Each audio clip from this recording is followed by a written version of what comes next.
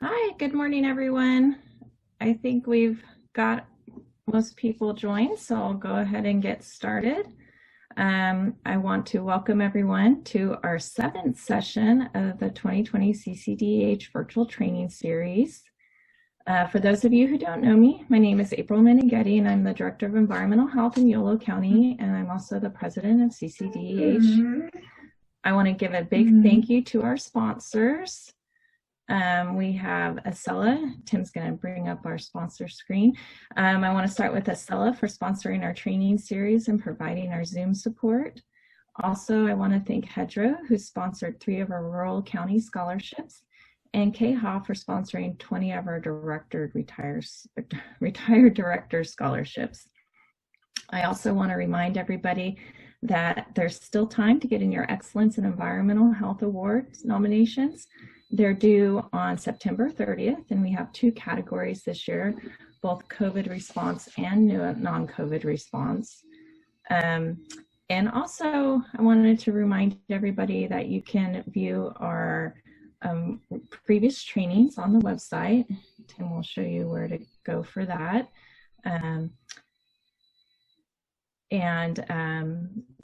They're free to view, and we encourage everybody, if you haven't had a chance yet, to go in and view those previous trainings. They're all really great. And I hope you guys will join us for our upcoming series, which will continue through November 5th. I hope you all have a great day and enjoy this training, and I'm going to pass it on to Jeff Lamore, who's our CCDEH President-elect. Thank you. Thank you, April. Good morning, everybody. Welcome to CCDEH's virtual training series. The live training series is open to all CCDEH members, including associate members. In order to receive your CEUs for each training session, you'll need to complete the course evaluation located towards the middle of the evaluation training series webpage. Tim has that up there. Click on the REHS course evaluation tab, click next, and complete the requested information. For CCDEH members, 1 certificate will be issued at the conclusion of the training series. Only those sessions you have attended and have completed a course evaluation for will be listed on your certificate. For all other REHSs, you can log on to CCDEH's website to access the training series. Once you've completed the training series, return to the virtual training series web page and complete the course evaluation and obtain your CEU certificate at that point. Just a reminder, the video series are located under the events tab. The training videos will be posted within a week. As you can see, we have a number of them already posted. Again, the non-registered members can go to the events tab to access the videos in the video library. You can also access CCDEH's 2020 member directory. That's directly right underneath the course evaluation. Please remember to use the Q&A function when asking questions. And from that, I'd like to introduce Vicky Jones, Director of Merced County Environmental Health. And with that, I'll turn it over to you, Vicky. Good morning. Thank you, Jeff. Good morning, everybody. We're very excited to have a topic about land and water. I'm also the co-chair for the Water and Land Policy Committee. And today we have some very important speakers that will provide some excellent information to you on our topics today regarding local and small water systems and LPA water systems, as well as SB 200 and the funding mechanisms that go along with that. I wanted to introduce our speakers today. Along with myself, it's Darrin Polhemus, Deputy Director of the State Water Resources Control Board with the Division of Drinking Water, and Wendy Killou, Senior Environmental Scientist Supervisory, and she is also with the Division of Drinking Water, as well as Justin Milan, CCDEH Executive Director. So welcome all of you. Thank you for joining us today.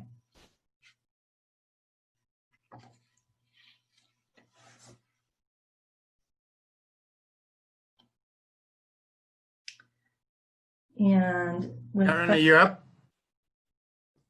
Yes, I'm here. Welcome. Thank you. Here we go. Is the screen up? Yes. Okay.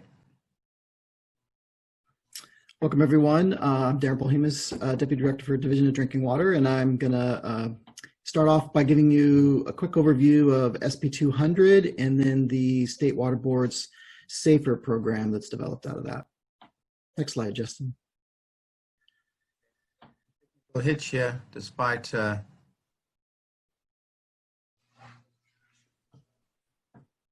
can you take over? Here we go. Right. Apologies. Here we go. Great. So SB 200 is a big kind of landmark changing legislation. It has lots of parts to it. So I'm going to just quickly go through many of the different parts. It's a fundamental change in how we're putting stuff together for drinking water, and it definitely affects the LPA small systems. So first off, SB 200, kind of foremost, and I think everybody probably focuses on this the most, it establishes the Safe Affordable Drinking Water Fund. This fund will be, as currently set up, funded through greenhouse gas funds, redirected into that fund, and then be available for usage in the SAFER program. Of course, the funding in that program right off the bat had some little hitches with greenhouse gas funds auctions not going so well, but now they seem to be a little bit back on track. So we'll see how that continues to proceed and how much money actually arrives in the fund each year. The fund was established for a 10-year funding period at $130 million per year. There's also in the legislation, it establishes the administrator function within statutory authority for the State Water Board. This is where the Water Board can appoint administrators to take over a small water system temporarily to help them both get funding, do projects, try to adjust their water quality. And so the process for establishing administrator at a water system is in statutes in the SB 200. Another feature that I think is especially important for counties to know is it also creates the high-risk aquifer mapping program. This program is done in cooperation with our Division of Water Quality and uses a lot of the data collected over the years in GeoTracker, and will be basically trying to highlight areas in the state where we know there's a high risk that private domestic wells or other types of wells would draw water quality that would potentially have issues with meeting drinking water standards or the MCLs that we have promulgated. So while it's not a guarantee, obviously, that those wells will have it, it's based on a weight of evidence of the wells and information around that. We basically are going to use this to then encourage people that are in those zones to test, and hopefully it also gets consideration when people are looking at land use type activities going forward in the state. Next slide, please, Justin.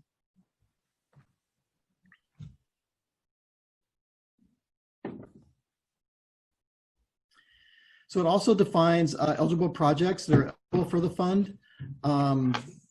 It's pretty broad in the Safe Drinking Water Fund. That's by design. So for years, as many of you know, we've had other funding sources that are able to do capital projects, the Safe Drinking Water SRF, several propositions over the years, namely Proposition 1 and Proposition 68 here in recent times, and propositions going back into the 90s that allow us to do capital funding.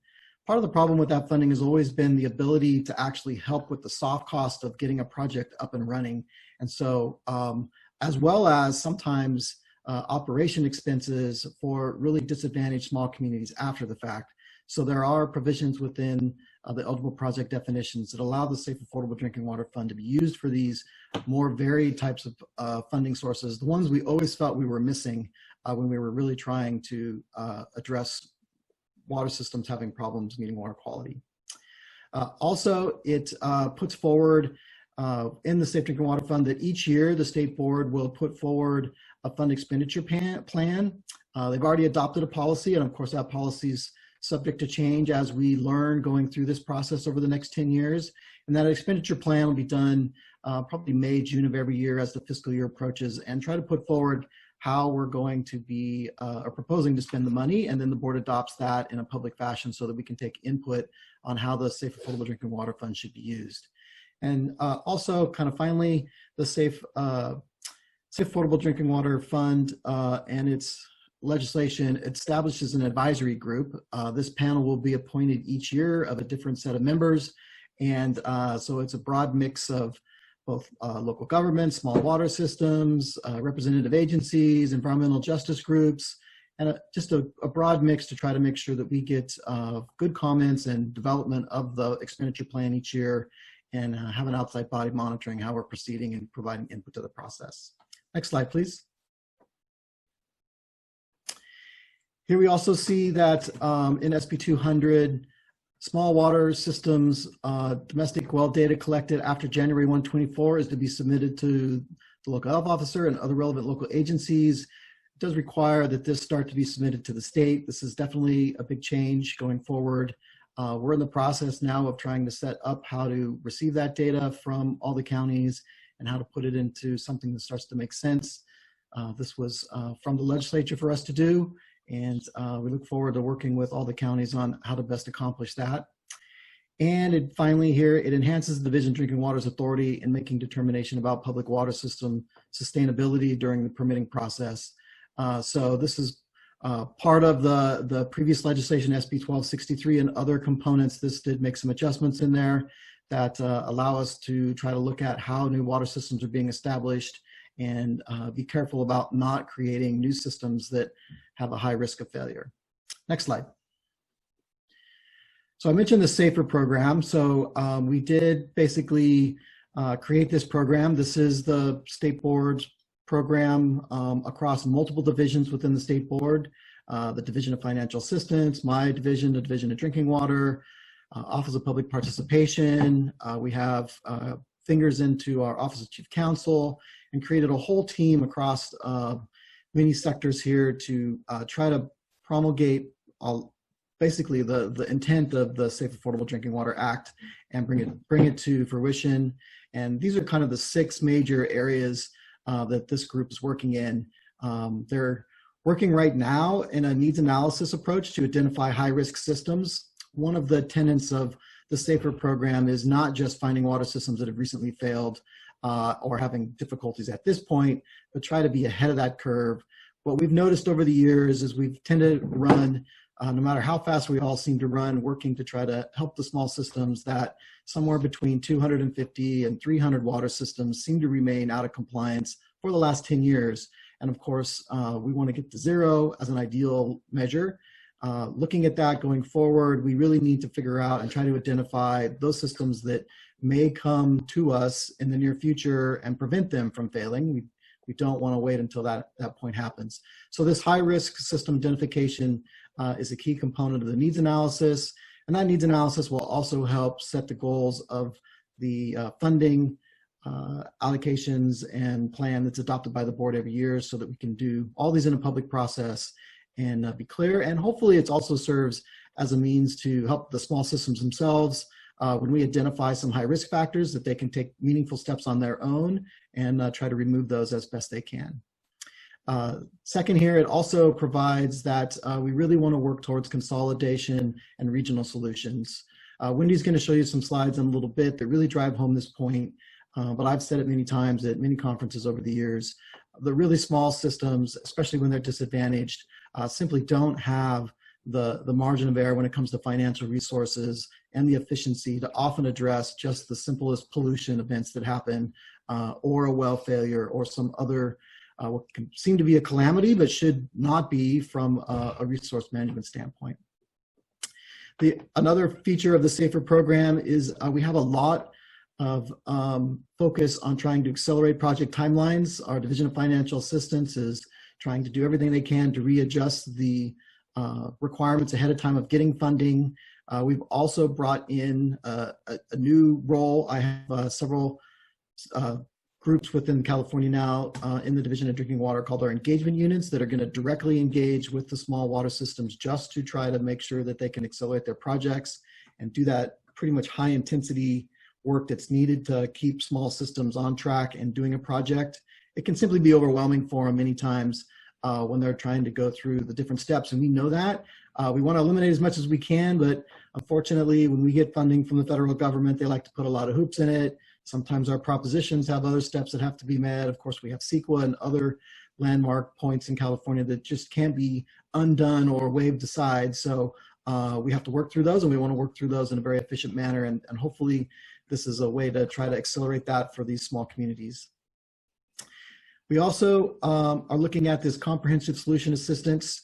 So one thing I guess to drive home on this point for me is that we're not just saying, hey, we've got a problem, we need to provide treatment. We need to look bigger and beyond that. We've seen over the years that many small systems, once you provide treatment for one thing, they come back again, or it fails over time. So providing comprehensive solution assistance is pretty essential in making sure that we understand that they have the financial means and all of the needs to be resilient going forward. Local capacity building. This has been also kind of a fitting the moment of time we are in the United States, and understanding that as we deal with small systems, it often means creation of new jobs and loss of some. Let's take a consolidation, for instance, where we bring several systems together. Sometimes you may look at the fact that some small systems losing a part-time bookkeeper, but what we want to do is make sure that we develop the capacity within those communities to take on these new professional roles and create real career paths going forward as we put this in place. I think sustainability of local communities is key upon having a local workforce that's able to maintain them. We're not talking about solutions where we want to come in from the outside with some other source and manage it. So local capacity building is being put in all levels of the program, and considerations are there for how to make sure that we are able to provide that career path in the locals, in their communities, and make this capacity building across the board. And finally, here we have access to interim solutions. We know that a lot of the fixes we put in place take some time to put together. If you're negotiating a consolidation, that necessarily takes time. You face, again, having to go through the pre-approvals to get construction projects in place. There's just necessary times. And so we do want to provide interim solutions to make sure that we can try to provide as safe of drinking water as possible during this time frame so that the public is protected. Those are the main tenets, and I think I'll stop there and hand it off to Wendy. Well, thank you, Darrin, for that. So the next question we ask ourselves is, where are we at now? This graph that I show here on the screen shows that approximately 50% of community water systems have less than 100 service connections statewide. And it also shows that 77% of those community water systems serve less than 1,000 service connections. Approximately 1,000 of the community water systems have only one source. So this is scary, right? I think it is. I hope you guys think so too. Those systems tend not to have the economies of scale to deal with emergencies when their source fails due to mechanics due to age, drought, fire, earthquake, mudslide, or a new contamination event. Next slide. This is a map of the human right to water systems who have exceedances of a primary or secondary MCL. And so it shows you that we do have problems in this state with safe, affordable, accessible is not happening for approximately 1 million people. 90% of these violations that you see in red occur in public water systems serving less than 500 service connections. So the LPA regulatory space is where most of these problems exist. So how are we going to manage this together? Next slide. One tool that the board is focused on, as you may all be aware of, is through voluntary or mandatory consolidations. This can include complete, managerial only, or physical only consolidations. We're trying to reduce our inventory of sustainable water systems. And another tool are regionalizations, which is forming partnerships among multiple water systems, and that does not need to be a physical connection. So here at the board, our expectation is not to create a new water system, including private domestic wells in an impaired area, or if the regulator will need to require treatment like POU or POE to accommodate those expectations. So by implementing, or these expectations can be accomplished by implementing the human the Health and Safety Code 11657, which also is known as 1263 requirements, and referring to the high-risk hazard maps, which will be provided in the future through the needs assessment analysis. We believe that these activities will reduce the creation of unsustainable water systems, and in the long run will reduce the county's regulatory workload. So we are also open to counties coming up with their own creative solutions to manage their water systems more efficiently, but systems with one well is not the solution. We are not saying that forced consolidation is the only solution. We have increased our toolbox over the years, and let's use those tools where feasible. And if you have new ones, we would love to hear about them. So with that said, I'm going to hand the mic over to Vicky. This is Vicky Jones. I'm going to be taking over the next piece of this presentation. And what we have discussed at a recent retreat, we had a 2-day retreat with the Water Board members and CCDEH Executive Committee, is that we discussed SB 200 in some depth and what we can do to assist and come together on a consensus on how we best can assist small water systems, local water systems, focusing on, for the locals, looking at ways to benefit those small systems and single well systems with just, 1 to up to 200 connections. And so we had come up with a tiered system of, go back on the slide, thank you. We want to go discuss, and further in the presentation, Justin Milan will discuss a matrix in detail of this registration and permitting type of system, a little tiered system we developed as a framework for further discussion. Basically, when we look at a single connection, one well, a single family, we think that those people need to have education and information about their water in their area. And so that's where the Water Board will help a lot with providing the data in a public way so that access is available to learn potential issues with water in certain areas. And so that would let homeowners and families know if they should potentially test their water, if there's a reason they should investigate that further and seek assistance from local entities to ask some questions about their water quality. 1 to 4 connections would be considered a shared system. That would include rental unit type of situations. So it's not just family living on the property, but rental properties, others involved, business properties.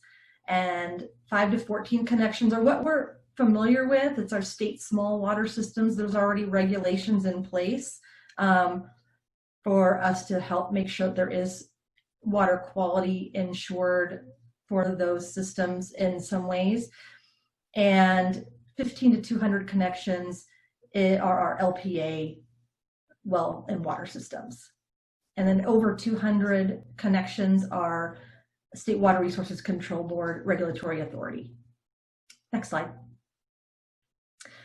Some of our local oversight challenges we've identified are funding. Funding structure is very difficult because if any work that local entities need to do to assist these smaller systems, we've already identified that those with smaller systems and single wells, and especially those that are of greatest concern, are those areas where we have populations that may not have the funding to actually help with paying extra fees to the local county government for helping them. So there's a funding structure issue there where we would likely need assistance from state funding to implement some of these programs with smaller systems. And the greatest need are those water systems serving less than 1,000 service connections. And any fees we could even charge those systems would be inefficient to cover program costs. Some of the nomenclature that is just not current, and we're looking to see if maybe it should be brought current, such as state smalls, so our 5 to 14 connection water systems. Those, it's kind of confusing nomenclature because the state isn't the regulatory authority, it's the locals. So, we're considering, potentially renaming as maybe local small system to kind of bring that current as to clearing up any confusion on who really is the regulatory authority for those systems. And then also historic deficiencies that might be identified as well. Next slide. New pressures. There's been increased, so many changes to the world of water in general. Groundwater management, groundwater sustainability. So SGMA is Sustainable Groundwater Management Act that has required the need for the state to have all areas basically that were required to be covered, to have GSAs formed with the charge of managing groundwater sustainability for each locality. And so GSAs are groundwater sustainability agencies. And so now there's a new charge there about managing groundwater sustainability. And that works hand in hand with, there are pieces of water quality that are a part of SGMA's charge as well as environmental health and the state water board. So there's some shared responsibility in that. And so working together and also not duplicating efforts becomes really important as we all work together moving forward to try and improve water quality, especially for small systems. SB 200, Human Right to Water. This is what Darrin and Wendy are talking about in some significant detail. So that's definitely many changes to come there, but with that does have some funding. And so discussions on how to best direct the funding to make the most impact and be as efficient as possible is part of all of our discussions currently. Focus on small water system deficiencies. So there are, and every county and city has different ways that they're working on these. And so bringing some consistency and with feasibility to this process would be very important. Increased data demands, and that's a definite challenge for local entities where we are all working in with COVID-19 efforts right now, wildfires right now. Environmental health is really stretched with the short-staffed staffing that we already experience. And so, but we do recognize that there are increased data demands that are required so that we can monitor these small systems and learn what systems are impacted and what we can do to assist, whether that is simply providing information and education, such as to homeowners for their families and their own family systems, or more that we can do to help advise those systems that have some regulatory management involved. New MCLs, maximum contaminant limits, that, science always provides us more information, but sometimes with that, we learn what might be needing some changes in legislation, and maximum contaminant limits are always a part of that. We experienced that with arsenic, where the level had to be lowered because we learned the risk was the concentration with the risk was more significant than known at the time with the current MCL, so it was lowered. But with that comes challenges on where a system may have been compliant before, but then now we learn with the change in an MCL, it may no longer be compliant. And it could be many systems that are no longer compliant, and then they may need to make changes to their system, which includes cost. So these things are definitely a challenge. And PFAS being a new or an emerging contaminant of concern, that is another one that would need some adjustments made when it becomes requirements for testing for more systems. Drought, that's always, for the past years, 5-10 years, we've been experiencing significant drought impacts with water systems, and how that impacts sustainability, and with that impacts water quality. So that's been a very significant pressure to the state and local entities. Fires, that's definitely another one that, especially with climate change concerns, that's become an increasing pressure for all jurisdictions in the state. And public trust doctrine and private well regulation. And so this is where we're at now with learning how can we best move forward with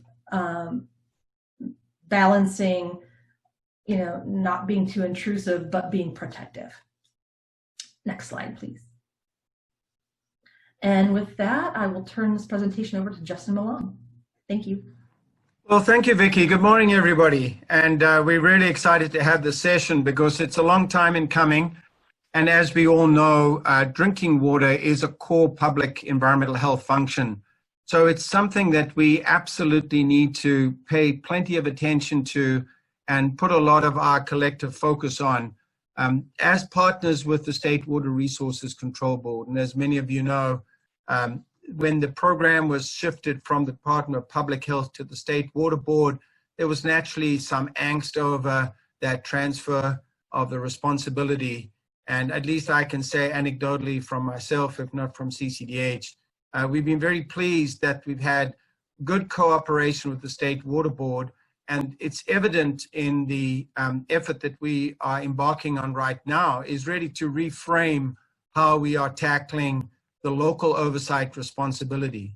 And that local oversight responsibility is both the LPA program, which is the discrete program of the 15 to 200s, and we've got half the state on that, and then everything else, everything less than 15. So this is really Jerry Sipe's slide. I want to give a quick shout out to Jerry for the many, many years of work that he's put into this effort, and the his leadership here in making sure that local environmental health, including our health officers, know how important this is and know about the disparity in the provision of safe drinking water across our state, so that it is collectively our responsibility to help meet the objectives of SB 200 and the safe and affordable drinking water. And these are the questions that Jerry has been asking the LPAs for a number of years here.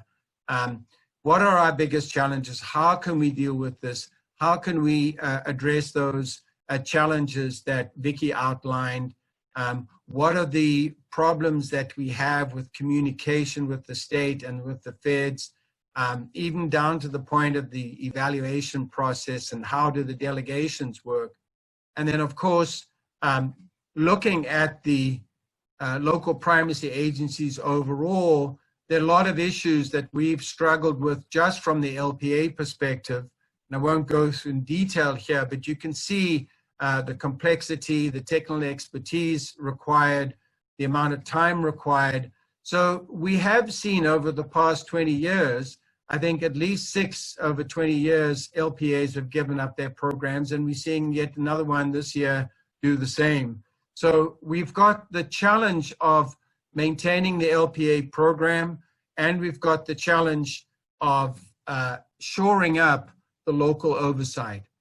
So as a result of this discussion through CCDEH, we approached the State Water Board and Darrin and Wendy shop and said, maybe what we should do is do a little huddle, do a retreat, and just thrash out some of these issues, a kind of a marriage counseling session, so that we can really put everything on the table. And again, we want to commend all those that participated, because really, we obviously don't find all the solutions in 1-2 day session, but I think it did a number of things which we'll outline here. But it certainly fostered their whole idea of collaboration. This is a shared responsibility. We need state and locals pulling together, rowing in the same direction. And we were lucky to bring in not only Darrin's shop, drinking water program, but some of the other folks in State Water Board that provided support to that. The Governor's Office of Planning and Research, we had someone from there. We had a health officer from CCLHO, who regrettably is now retired, from Orange County. And then we had a number of our own directors that participated. And after the 2 days, we really developed the matrix. We had looked at a number of things like the drivers, SB 200. We looked quite honestly at what was and what wasn't working with the current structure of the state local oversight, not just for the LPAs, but for the others. We actually did some sort of stargazing and looked to see what an ideal oversight program would be. And we developed this matrix, which I think is very, very helpful for moving forward. We'll blow it up here, but this is really how it came out after the 2 days, and we'll drill down in each of the sectors. And Vicky highlighted that. But what we found was that we have to look at each of those differently. And each, really, as we talk about the tiers, we retain the traditional divisions or the tiers of the drinking water systems, 1 and 2, and then 1 to 5, etc. But what we did do is we realized that, like many other things, the size did warrant perhaps a different regulatory oversight. So that's what this comes to. And I'm going to drill down on the individual ones. And again, Vicky highlighted this. When we get down to what we dub tier 0, and this kind of is a little bit similar to the septic tank program. But when we look at the smallest service connection, the single service connection that's serving only one family, it's entirely private, it's not shared with other folks, we don't have restaurants attached, we don't have rentals. What we wanted to do is, if you look at this, and we'll have it up on the website and we'll have more discussions, so we won't be able to drill down in detail. But what we wanted to do today was to reintroduce you to this and to highlight some of the differentials between the various tiers here.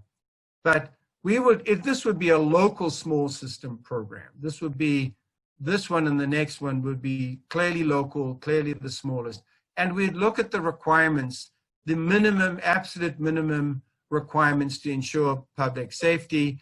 We would need some state funding because in many cases there isn't a local funding source. And we would probably have to look at legislation to clarify some of these requirements if we wanted to make these requirements in statute. Because what we gathered from our discussions at that retreat is not all of the local jurisdictions are applying the same requirements. There's a great degree of overlap, but when it comes to data, when it comes to what are the high-risk constituents, what puts them under some sort of local oversight, that wasn't clear. So that block dealing with the requirements is really critical. But again, we are looking at this tier 0 as minimal oversight and not necessarily a regulatory program per se. The next one is your first real tier. It may include just one connection, but it goes up to the 4 connections where you have commercial, where you have renters, and it is what we want to dub it shared. So there may even be 1 connection or 4 connections, but it's shared. And we assume because it's shared, there's going to be a greater degree of oversight necessary because of that shared role of that system. So if you look under the requirements, we have a few more requirements. We're looking at a registration rather than a permit, much like some of the other programs where we're not doing obligatory inspections. It's not going to be as expensive, but we'll have them on record. We will know which of these systems are going to be sharing their water for commercial or for rental purposes. So the requirements will be a little bit different, and we'd look at a local registration with some sort of modest fee, like we do with the veggie boxes or something in the food program, where we really just capturing the information and ensuring we have them on our radar, as it were. And again, these two, we're looking to delaying, focusing on the higher risks, larger number of connections first. So these are the same. The 5 to 14 are essentially the same. But as Vicky said, we'd like to change the name to call it local because it is entirely a local small system. So the first was, shared, not shared, and then these local systems. And the requirements would be basically what we have right now. We would look at the consolidation efforts under the bills that we just touched upon. We'd look at the regulations and statutes.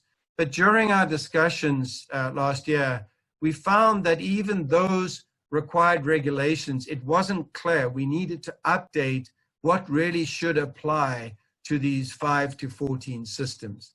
And those would be under permit. So the distinction is the smaller connections, the 0 or 1 to 5 would have a registration. What we're proposing here is we continue with a permit and hopefully have some state augmentation. Again, this would probably mean some form of legislation. And then moving away from the programs, the local small system programs that are the locals and are not delegated, we look at the third tier, which is our LPA program. It's the current program. It's the program that we are dealing with right now. And the requirements, it should really be AB 2296. But the language we have under the current bill, which is on the governor's desk, would continue with the delegation, but we're looking at an alternative way of funding that. So we're not proposing any changes to the requirements under the LPA, or even the name, or even really substantively the delegation, but we are looking in the legislation as to how we could contract with the state to fund it. So this next slide basically is just a couple of bullets. As you know, we've sponsored this legislation for 2 sessions in a row. And this year, what was 402 is we drafted with RCRC. We got a lot of support from across the board. And this year, we were very pleased that the water districts that we're working with all went to neutral or support on our bill. And I think that's reflective of a number of things, that the State Water Board was engaged. They saw this as part of the fix. They also, the water agencies also recognized that local jurisdictions play a significant role and are extremely helpful when they're addressing their problems. And they didn't want all the LPAs to just give up their programs, surrender their programs back to the state. So they recognize they have to put some skin in the game. And as a result, once we made some changes to the bill, they were happy to either go neutral or supported, even though there was, and again, just to stress for those that haven't been following it, this is an optional alternative funding mechanism. You know, with the agreement with the State Water Board, 2296, if it's enacted, provides a mechanism similar to the LOP program, which is the contract process that the Water Board had with the local agencies to do cleanup of underground tanks. And they will have a way to reimburse the LPAs for implementing essentially their agreement, their memorandum of understanding. And hopefully, by doing so, those that want to remain LPAs will be able to get adequate funding to do all the things that we've just been through. So that's really a simplistic overview of what we are trying to explore, and that is to get a funding mechanism for 2296 and to look at tiering the rest of the local responsibilities in a way that makes more sense, that is clearer, and we can have all the locals on the same page as we move forward, because there can be absolutely no doubt, or there should be no doubt in your mind, that the State Water Board and the legislature and the administration are not going to stop at this point in looking at where the deficiencies are and there will be focusing more and more on those smaller systems, even down to the single units. So I hand it back to Vicky and to Tim to tee up any questions, but I really wanted to urge you all to look at that, engage in this discussion, and share either right now with Vicky and others, or through the land use committee, or through your regional committees, any input you have on this outline, so that we can move forward. Hopefully 2296 will be signed into law, and then our next job will be to look at the smaller systems. Thanks, everyone. All right, awesome presentation. Vicky, I don't know if I can take on the questions unless you had any final thoughts you wanted to include as a summary for the presentations. Oh, no, I echo Justin and what he mentioned on any comments or anything that helps us move forward as we look to further develop and refine the framework for education and registration and permitting for our smaller systems and our private systems. Definitely please submit them to your regional chairs or to myself and Jerry Sipe, and we're happy to look at those and incorporate anything where we can. Okay, great. We do have a few questions that came in, so we're using the Q&A function to ask questions. The first one actually is for Wendy. Wendy, if you can pop on here. When you say regionalization, do you mean partnerships with other counties in regulating systems? Wendy, you're on mute. Partnerships. I believe I'm talking about water systems like joint. Darrin, you may want to help me out on this. The joint partnerships that.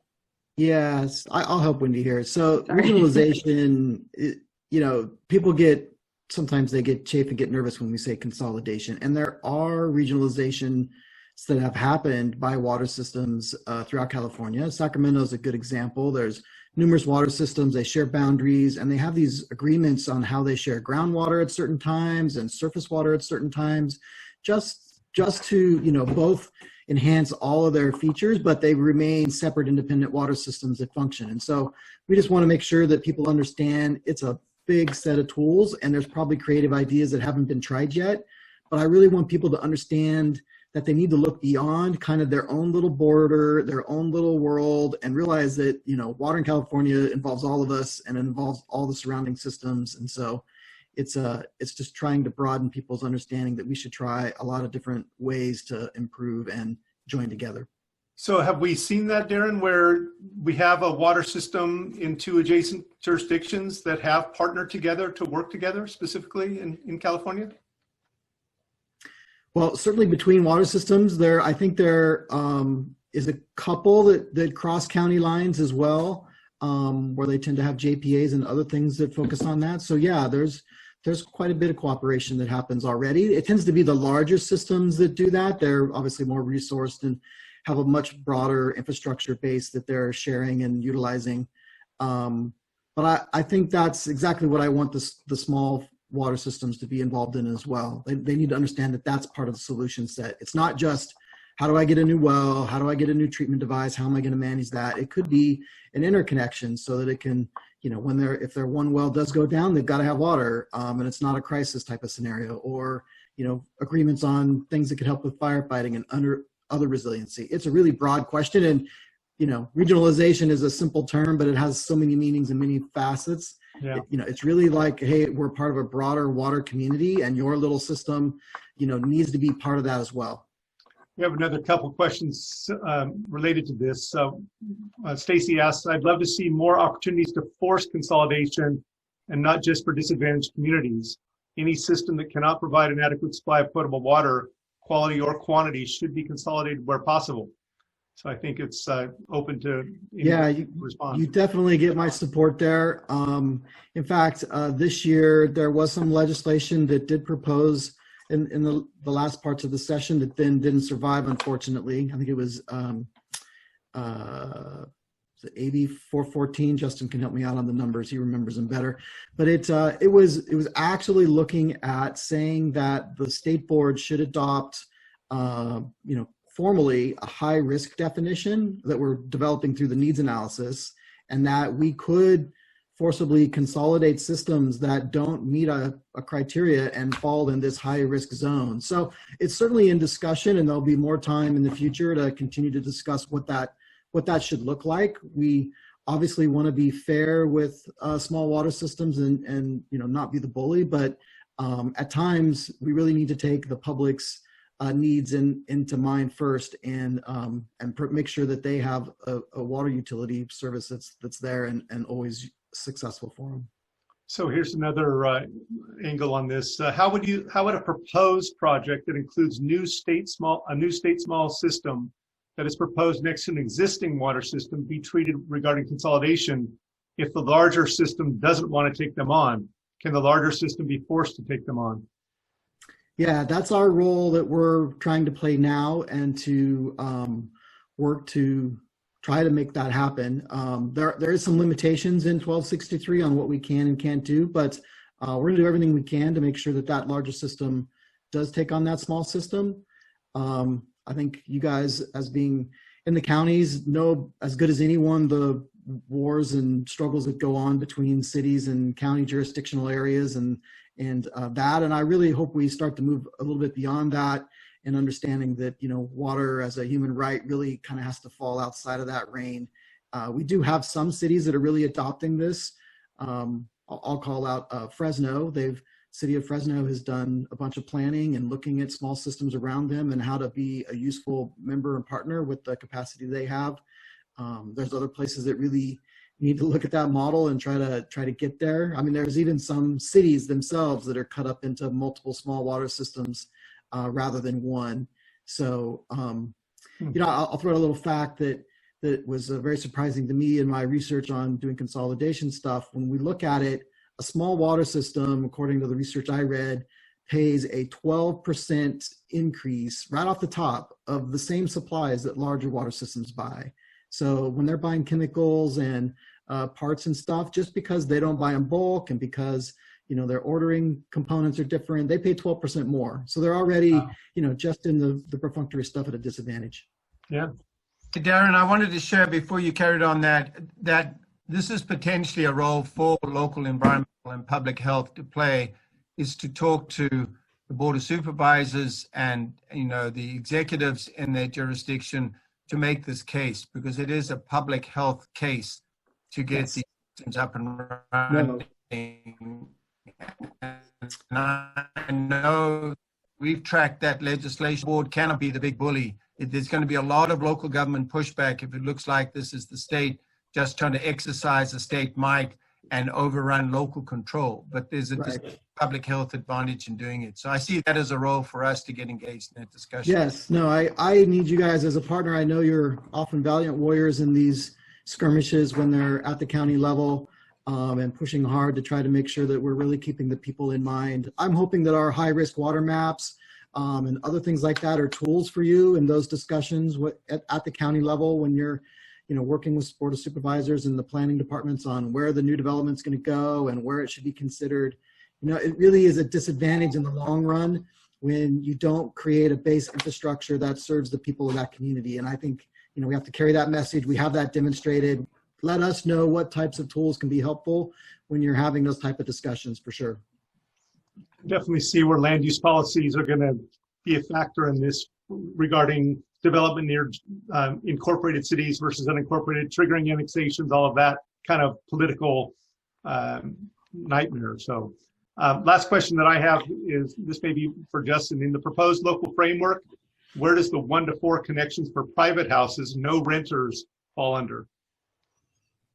So we had discussed the 1 to 4 no renters, and we thought that it was probably only going to be the one connection and not 1 to 4 with no connection, because 1 to 4 is inherently shared. And legal responsibility and equal shared responsibility by the 4 connections.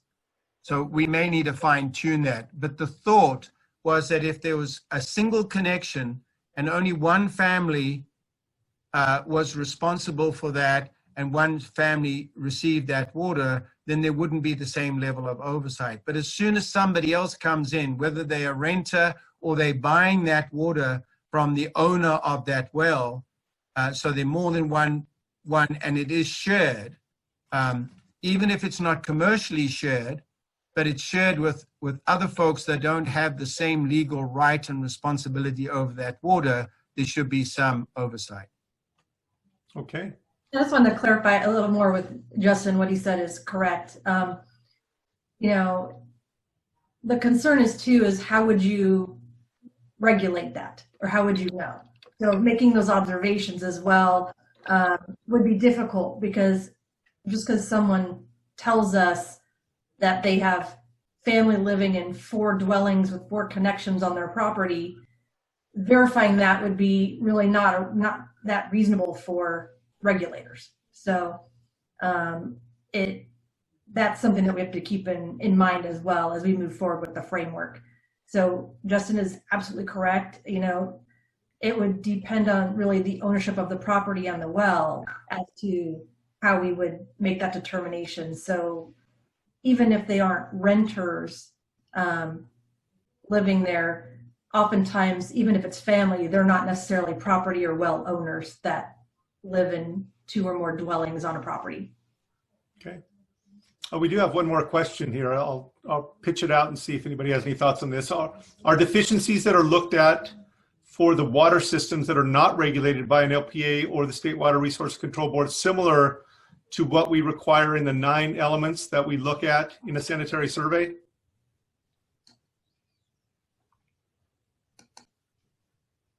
Not sure I totally understand the Well, question. that was my question to Vicky, and Vicky answered me. Oh, And Vicky, I just copied and pasted the 9 elements that we look at. I was just curious because when you said that, you know, the cities and counties with the non-regulated in our jurisdiction, there's deficiencies looked at or challenges. You asked for some possible ideas to what to look at. I was just kind of thinking, I mean, it could be similar to what we look at, maybe not on a detailed, like really extensive level, but I threw that out. Yeah. okay. Yeah, some of the things I answered were, you know, that there's not a real formal necessarily inspection process lined out like a sanitary survey for state smalls or public systems, but we do look at things like, is the slab cracked, or is there not a slab? Is the sanitary seal deteriorated, or is it still, you know, in good condition? Are there weeds? Are there chemicals or contaminants near? So we do look at basically like overall safety of the well, and if there are any possible things that could cause contamination for that well. Right. But, you know, as we go forward and as you're in those conversations with us with data reporting and that, you're going to have to start looking into that. And that's something that we look at pretty heavily on our sanitary surveys too, not just the infrastructure of the well and the distribution, but the also management of that water system. We have another short question here, I think. We have owners with a deeded share in a well. 4 lots equally own the well but are not related. Are those regulated? So remember, we're talking about those 1 to 5s, and it's a registration. So as Vicky was saying, you know, our lowest tier, which is tier 0, doesn't have a registration. We just talk about the sort of the education tier. The first tier that has a registration is 1 to 4, where you have the same legal ownership split by 4 ways or 3 ways, whatever the case is. We'd have to look at that, and maybe that isn't shared because they have equal responsibility and access to that water. So we don't have to provide the protection to those that may not have any legal right and responsibility over the water. So yeah, the legal right and responsibility and ownership of the water is the key here to protect the public health folks that don't have it. I agree. So before we give your final thoughts here, I want to put one more question out. Does anybody have, because it sounds all kind of like downer news. I mean, you look at the map and you see all that red across the state, the 250 sites out of compliance. And I'm wondering if you have any success stories that anybody could share about how you've been able to bring maybe it's a disadvantaged community, maybe it's just another out of compliance water system into compliance, whether it's the locals or whether it's the state that was able to do that. Like it's a real success story. Yeah, actually, I'll give a couple for sure. So, I mean, for me, looking at how many small systems we have in the state, as Wendy showed on her slide, is one of the kind of telltale data points. And I jokingly challenged my staff, well, half jokingly, being a serious manager that I am, that they had to reduce my inventory by 250 water systems a year, from the 7,000, I think there's 7,403 now. So we're just over 7,400. When I started, we were 7,500. So we've gone down in number. The number of consolidations we've done is literally over 140 now. Most of those voluntary, where communities come together and decide that it is in their best interest, just with us helping show the way. And we have some mandatory ones that are underway. So there's literally 100 success stories out there of small communities that have joined. There's a lot to do, seriously. When we look at stuff, I've reached out recently with HCD. We're working on mobile home parks. They, as you guys know, are often these little donut holes surrounded by a community water system, or very near one in many instances. Sometimes they're remote, of course, but how do we work together on those, because they seem to be having an extraordinary high number of failure areas. So I'm super excited. SAFER is all about being positive and moving forward. We want to present the downer news as kind of a case of call to arms, and where we're recognizing we're leaving people behind. And then so we've come up with these positive programs to move forward. The counties and CCDEH are a big role in helping us continue to improve that for Californians. And I think overall it's just really a commitment to making, changing the water utility landscape. No one should, really care too much, kind of like your electricity bill. You pay your bill, you grouch a little bit, you pay your water bill, but you shouldn't have to worry about, not having power and not having water delivered to your home. Those are kind of fundamentals of our standard of living, and we need to make sure that we fight to keep that up. And we're losing it in many parts of the state that simply don't look like what California is envisioned to be. And we owe that work to everybody to get them back in that space. So wow. Definitely want to be more positive. You're right. It should be about where we're headed and positivity towards the SAFER program and partnership. Yeah, great. Good summary. Thank you so much for that. That's impactful to me. Justin, final thoughts, comments, or Vicky? I just wanted to share with all of those that are on the line, a thank you to the State Water Board. We can only do this collaboratively. I think just their support of Envision, the LPA program, and to provide whatever support they can to the other elements of the local oversight is really, really critical. So a shout out to that collaboration, a call to arms for all the directors to get engaged, even if you don't have the LPA program, because this is a core public health function. Awesome. Vicky, the last word? Actually, I was hoping to answer the last question that just came in. Somebody had a question about Tier 1, and maybe that might make sense for a MICO, microenterprise home kitchen operation, operating in a residence that operates on a well. Actually, because a MICO would be a food facility, it falls under the CalCode system and requirement for water and wells in CalCode. So that would be regulated under CalCode separately. Cool. And well, I just want to thank you for everybody's participation. I really appreciate everything that Darrin and Wendy do to work together with us, and Justin and all the directors that are engaged. So thank you so much. Great presentation. Thank you all. I just want to conclude with a reminder. Next Thursday, we'll continue our presentations. We'll be discussing community environmental health. This young presenter, Hannah Milan, I'm not sure if we've met her before, if she has any relationship with anyone else that we know. She'll be giving a presentation about track and trace program, contact tracing in COVID-19.